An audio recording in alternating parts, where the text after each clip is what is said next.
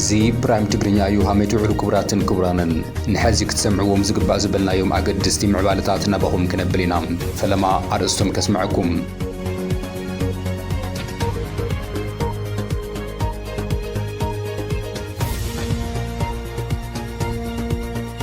አይተ ጌታቸው ረዳ ኣብ ጉዳይ ጆኖሳይድ ትግራይ ኣዘራራቢ ምላሽ ሂቡ ኣብ ልዕሊ ትግራይ ዝቐጸለ ኸበባ ዘካይድ ዘሎ ቀዳማይ ሚኒስትር ዝመርሖ ስርዓት ኣብይ ዓርሱ ኣብ ፍርዲ ክከላኸልውን አይተ ጌታቸው ረዳ ጸዊዕሎም አይተ ጌታቸው ረዳ ንምንታይ ኣብይ ኣሕመድ ጆኖሳይደር ምዃኑ ብግልጺ ዘይተዛረበ እቶም ዝቐመጦም ምኽንያት እንታይ እዮም ኣብ መንጎ ጋዜጠኛ አልጀዚራ ዝኾነ ማህዳ ሓሰንን አይተ ጌታቸው ረዳን ዝነበረ ኣዘራራቢ ክትዕውን ናባኹም ክነብሎ ኢና መንግስቲ ኢትዮጵያ ንጉዳይ ወደብ ዓሰብን ቀይሕ ባህርን ኣመልኪቱ ሉዓላውነት ጉራብቲ ሃገራት ዝምልከት ሕቶታት ኣብ ዘልዕለሉ ዘሎ እዋን ሕብረት ኣፍሪካን ሕብረት ኣውሮፓን ብሓባር ብምዃን መግለጺ ኣውፅኦም ኣሎም ኣብ መግለጺኦም ግዝኣታዊ ሓድነትን ሉዓላውነት ናብ ድርድር ዝቐርብ ጉዳይ ኣይኮነን ዝበሉ ኮይኖም ንዝኾነ ይኹን ሓይሊ ምጥቃም ዝግበር ምንቅስቓስ ቀይሕ መስመር ከም ዝኾነ ድማ ገሊጾም ኣሎም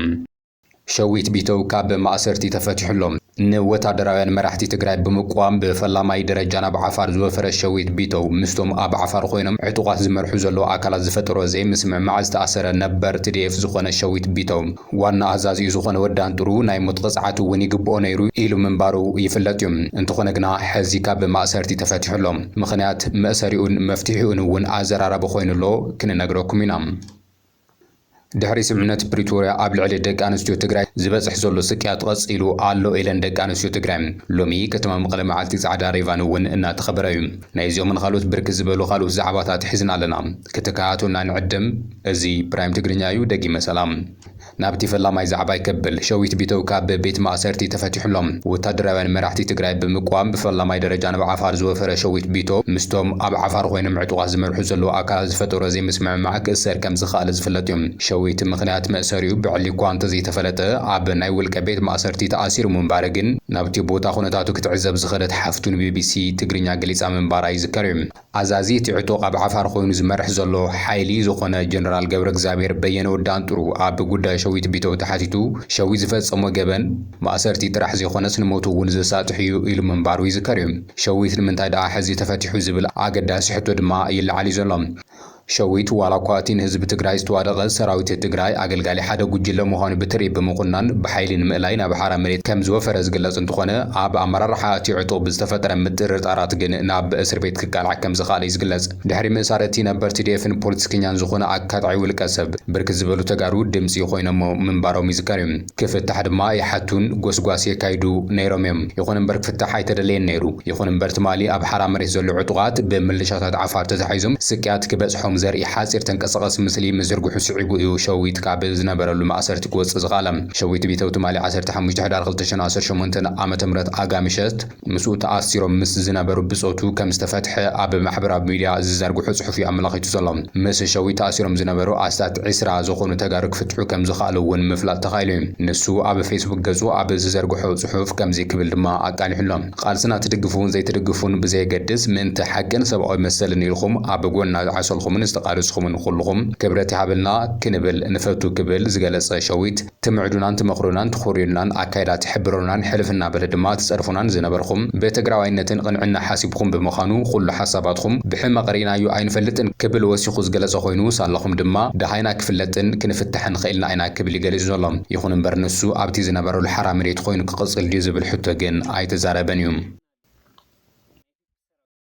አይተ ጌታቸው ረዳ ቅድሚ 10 መዓልታት ኣብ እንግሊዝ ተረኺቡ ምስ ጋዜጠኛ አልጀዚራ ማህዲ ሓሰን ዘካይዶ ቃለ መሕተት ተጨሊፉ ዝተፈነወ ኣዘራረብ መልእኽቲ ብርክ ዝበሉ ኣካላት ምላሾም እናሃብሉ ቀፂሎም ኣሎም አይተ ጌታቸው ረዳ ብርክ ዝበሉ ፓናሊስት ኣብ ዝተረኸብሉ መድረኽ ዝሃቦ ቃለ መሕተት ድሕሪ ሒደት መዓልታት ክፍኖ ትፅቢት ይግበረሉ እኳ እንተኾነ እቲ ቀልቢ ብዙሓት ዝሰሓበን ኣብይ ኣሕመድ ብቀጥታ ኣብ ትግራይ ጆኖሳይድ ምፍጻሙ ንምንታይ ከኣምን ከም ዘይደለየን ግን ክንነግረኩም ክቡራት ተኸታተልቲ እቲ ቅድሚ 11 መዓልታት ዝተገበረ ቃለ መሕተት ዋና ዝተልዓሉ ነጥብታት ኣመልኪትና ኣብቲ መድረኽ ዝተረኸቡ ወገናት ተወኪስና ዝረኸብናዮ ሓበሬታ ናባኹም ኣቢልና ምንባርና ይዝከር እዩ ኣብ ጸብጻብና ድማ አይተ ጌታቸው ረዳ ኣብይ ኣሕመድ ብቀጥታ ኣብ ትግራይ ጆኖሳይድ ከም ዘካየደ ከኣምን ዘምድላዩ ኮታስ ብሕጊ ክረጋገጽ ከም ዝግባእ ኢሉ እውን ኣብ ጉዳይ ምዕራብ ትግራይ ከምኡውን ብስምረት ይድገፉ እዮም ዝተባሃሉ ዕጡቃት ኣመልኪቱ ከምኡ ድማ አንጸላልዩ ኣብ ዘሎ ጉዳይ ኹናት ኢትዮ ኤርትራ ዝተዛረቦ መሰረት ገይርና ድማ እናባኹም ምብጻሕና ይዝከር እንተኾነ ግና አልጀዚራ ሎሚ ኣብ ዘርግሑ ናይ 2 ደቂቕ ጭላፍ ተንቀሳቐሲ ምስሊ ዓቢ ጽዕንቶ ፈጢሩ ቀጺሉሎም ኣይተ ጌታቸው ረዳ እንታይ ተዛሪቡ ንምንታይ አብይ አሕመድ ዝፈጸሞን ዝቐጸለን ጆኖሳይድ ብሽሙ ክጽውዖ ዘይደለየ ዝብል መብርሂ ድማ ከነቕርበልኩም ኣይተ ጌታቸው ረዳ አብይ አሕመድ ኣብ ትግራይ ዝፍጽሞ ጆኖሳይድ ብሰነድ ዝተረጋገጸ ኣይኮነን ክብል ይመሊሱ ኣማኻሪ ቀዳማይ ሚኒስትር ኢትዮጵያ ኣብ ጉዳይ ቀረን ኣፍሪካ ከምኡ እውን ነበር ፕሬዝደንት ግዚያዊ ምምሕዳር ትግራይ ኣብ ወንበር ሓድሽ ውድብ ዝኾነ ኣይተ ጌታቸው ረዳ ኣብቲ ሄድ ቱ ሄድ ዝተባሃለ ብጋዜጠኛ ማህዲ ሓሰን ዝዳሉ ናይ አልጀዚራ መደብ ክትዕ ዝገበሮ ቃለ መሕተት ኣዝዩ ከቢድ ሕቶታትን ወቀሳን ከም ዝተኣናገደ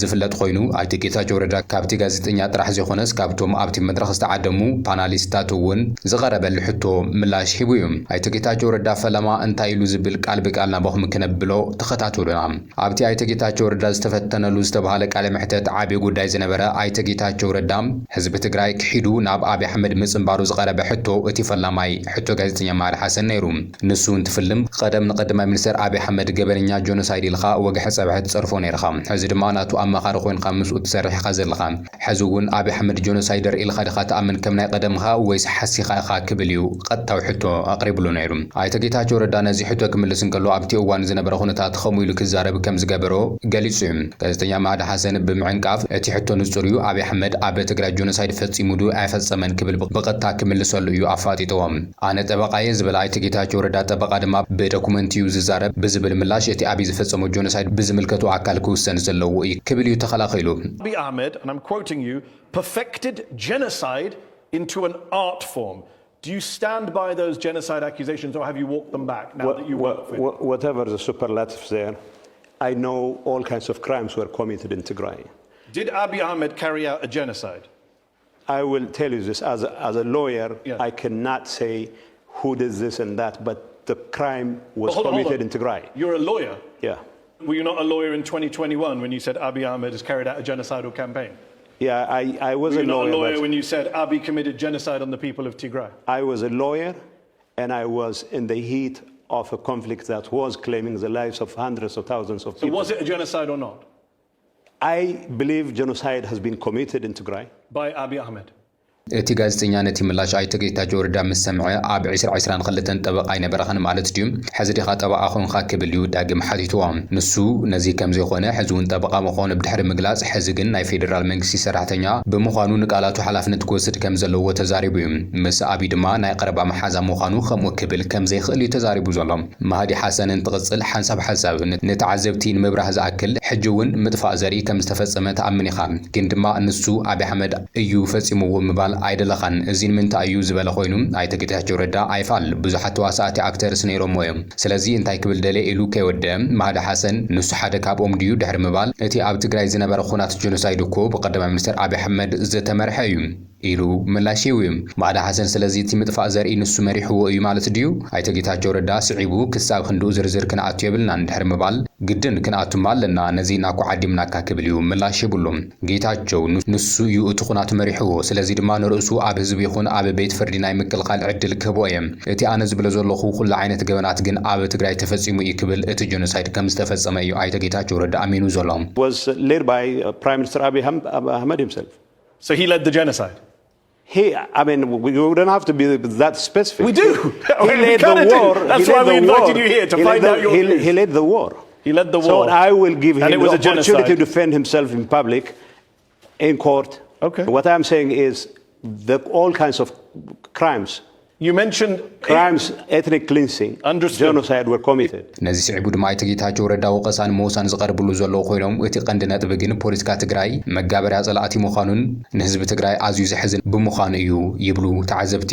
እቲ ንደገፍ ክልተ ኣጽንዕቲ ሓይልታት ንምድጋፍ ዝህውትት ዘሎ ልሂቅ ትግራይ ብህልኽና ተመርሐ ትግራይ ኩናት ይጽውዐላ ከም ዘሎ ድማ ይግለጽ እዩ ዘሎ ኣይተ ጌታቸው ረዳ ነቲ ኣብ 21 ክፍለ ዘመን ዘይተረኣየ ህልቂት ህዝቢ ዝፈጽመ አብይ አሕመድ ክኹንኖ እናተገበአ ይኹን እምበር ኣገልጋሊ እቲ ስርዓት ኮይኑ ሕዚ እውን ኣብ ልዕሊ ትግራይ ዝፍጸም ዘሎን ዝተተለመ ኢኮኖሚያውን ፖለቲካውን ማሕበራውን ጽንተት ተሓባባሪ ኮይኑ ይቕጽል ምህላው ድማ ንህዝቢ ተወሳኺ መርድእ ኮይኑዎ ብተወሳኺ እውን ኣብቲ መድረኽ ካብ ጋዜጠኛታት ነዚ ኣመልኪቶም ሕቶ ዘቕረብሉ እንትትኸውን እቲ ህዝቢ ዝተቃለሰ ንዓኻ ናብ ስልጣን ምምጻእ እዩ ንስኻ ግን ምስቶም ጸላእቲ ኹንካ ትሰርሕ ኣለኻ እዚ ናይ ሞራል ብስባሰ ድዩ ወይስ ካልእ ዝብል ሕቶ ይቐሪብሉ ነይሩ ንሱ ነዚ እንትምልስ ስለ ሞራል ዝጭንቐሉ ግዜ ከም ዘይኮነን ዋና ዕላምኡ ድማ ንህዝቢ ትግራይ ምግልጋል ከም ዝኾነ እዩ ምላሽ ሂቡ ዘሎ ፓርቲ ስምረት ይድግፎም እዮም ዝበሃሉ ዕጡቃት ኣብ ዓፋርና ሰልጠኑ መጥቃዕታት ኣብ ልዕሊ ትግራይ ይፍጽሙን ምፍጻም ቀጺሎሙሉ ከም ዘለው እዩ ዝግለጽ ዘሎ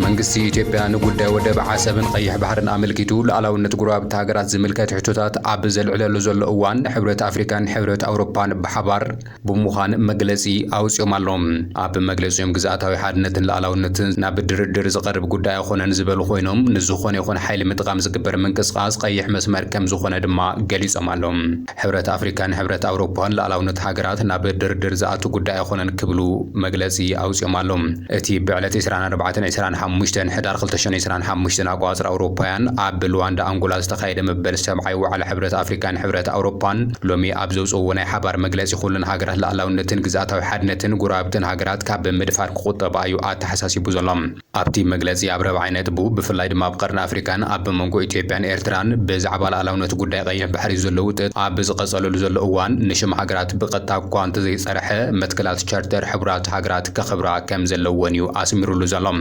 ኣብ ጉዳይ ለዓላውነት ሃገራት ኣመልኪቱ ኣብ ዝሃቦ ዓንቀጽ መሰረታዊ ሕግታትን መትከላት ቻርተር ሕብራት ሃገራትን ብፍላይ ድማ ንለዓላውነት ግዝኣታዊ ሓድነትን ፖለቲካዊ ናጽነትን ዝምልከቱ መትከላት ንምኽባር ዘለና ጽኑዕ ተወፋይነት ነረጋግጽ ዝበለ ኮይኑ እዞም መትከላት እዚኦም ናብ ድርድርን ናብ ዋጋ ዕዳጋ ዝኣትዉ ኣይኮነን ክብል እዩ ዝገለጸ በዚ መንጽር ድማ ኩለን ሃገራት ኣብ ዓለም ለኻዊ ዝምድናታት ካብ መፈረራሕ ወይ ድማ ሓይሊ ወታደራዊ ካብ ምጥቃም ክቁጠባ ዘለወን ግዴታ ደጊምና ነተሓሳስብ ክብል እዩ ገሊጹ ዘሎ መንግስቲ ኢትዮጵያ ንጉዳይ ወደብ ዓሰብን ቀይሕ ባህርን አመልኪቱ ለዓላውነት ጉራብቲ ሃገራት ዝምልከት ሕቶታት ኣብ ዘልዕለሉ ዘሎ እዋን ሕብረት አፍሪካን ሕብረት አውሮፓን ብሓባር ኮይኖም ግዝኣታዊ ሓድነት ለዓላውነት ናብ ድርድር ዝኣቱ ጉዳይ ኣይኮነን ምባሎም ድማ ንዝኾነ ሓይሊ ንምጥቃም ዝግበር ምንቅስቃስ ቀይሕ መስመር ከም ዝኾነ እዩ ተወሲዱ ዘሎ እቲ ሰነድ ንኤርትራ ብሽም ኣይጥቀስ እምበር እቲ ትሕዝቶ ብቐጥታ ነቲ ኤርትራ ትከራኸረሉ ግዝኣታዊ ሓድነትን ዝድግፍ ከም ዝኾነ ድማ ተገሊጹሎም ብዓለም ለኻዊ ሕጊ ዶባት ኤርትራ ኣፍልጦ ዝረኸበ ስለ ዝኾኑ ሓይሊ ምጥቃም ዝብል መጠንቀቕታ ናብታ ዶባት ከተፈርሱ ወይ ድማ ብሓይሊ ረብሓ ክትረክብ እትደሊ ኣካል ዘቕንዕ ዲፕሎማስያዊ መጠንቀቕታ ከም ዝኾነ ድማ ብዙሓት ይገልጹሎም ሕብረት አውሮፓ ነዚ መርገጺ መሓዙ ድማ ኢትዮጵያ ወይ ካልእ ሃገር ንለዓላውነት ካልእ ሃገር ብሓይሊ ክትደፍር እንተፈቲና ካብ አውሮፓ ትረኽቦ ደገፍን ልቃሕን ኣብ ሓደጋ ከም ዝወድቕ ምልክት ከም ዝኾነ ድማ ተንተንቲ ይገልጹሎም ኣብ ዝኾነ ዓለም ለኻዊ መድረኽ ነዚ ሰነድ እዚ ከም መርትዖ ቀሪቡ ንዝኾነ ወታደራዊ ወራር ዘይሕጋዊ ምዃኑ ንምርጋጽ ከም ዝጠቅም ድማ ተገሊጹሎም እዚ መግለጺ ንኤርትራን ሶማልያን ዝኣመሰለ ሃገራት ለዓላውነትን ብሓይሊ ንኽደፍር ከም ዘይፍቀድ ዘረጋግጽ ኮይኑ ንኢትዮጵያ ድማ ካብ ወታደራዊ ስጉምቲ ክትቁጠብ ዝጽውዕ ሓያል ዲፕሎማስያዊ መልእኽቲ ከም ዝኾነ እዩ ዝግለጽ ዘሎ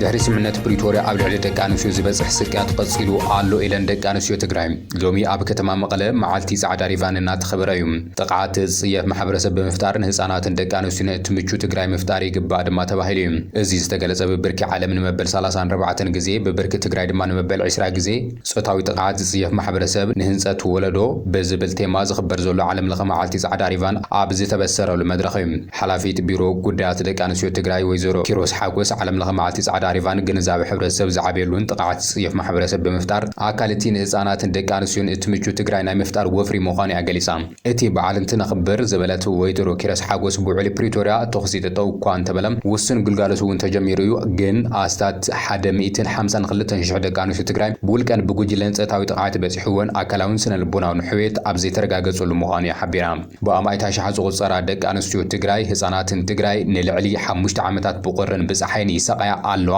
بعشرة أشحات دما قداي سدة مكران زخون على بحفشة كم حزبي قداي سلاحتاوي سنتات نخون على كتب العجلسام تمالي نحنا على عديتنا أحواتنا أيد فران بزبل بعشرة أشحات مسوات زخفل الله تجراي حزوون جن حسنات زد فرون عن استوت بقف عيسى قتلالون أكل زجود لالون توريتاتي قصل كم زول عجلس زلام زي نسنا مقبار تجارو زي متن تجبار جزي أنت زي توهابو جزي أنت توهابو كل كفال حبر سبكو جزون كصيفون كن كلا خلي جبا كتب العجلسام جبن تفسيمو فتح تحتاتنا تنزقوا له عقلات قصرة موحد سلازي خون الدك عن سوى تجراي بحكي استوهابنا مثلا تتقيمنا بقول كان بود دابن بمكلاس تحتاتنا ذكر جاجز صغتي كنفتر تثبيت جبرد مايلام سجمات الدك عن سوى تجراي زفتحوا على بريتوريا باستعمال من جدين تسجبريو زبادة تحلفيت خوين جنا حدا قاعد ما يخونات بمنزل له أدرى درتي عقلات تيوعلي ملو بملو بسلام ومن جدين تكبر صغتي كجبرو بشم عادات تجراي أو تقريبا يام لو معلت مخبار جمر عالم لهم على 9 عارفين كسبب بحثي تحساس 15 شو من تنامة تمرات باستفلال مدلات ناتقبره كقصة المهندمة تجلسهم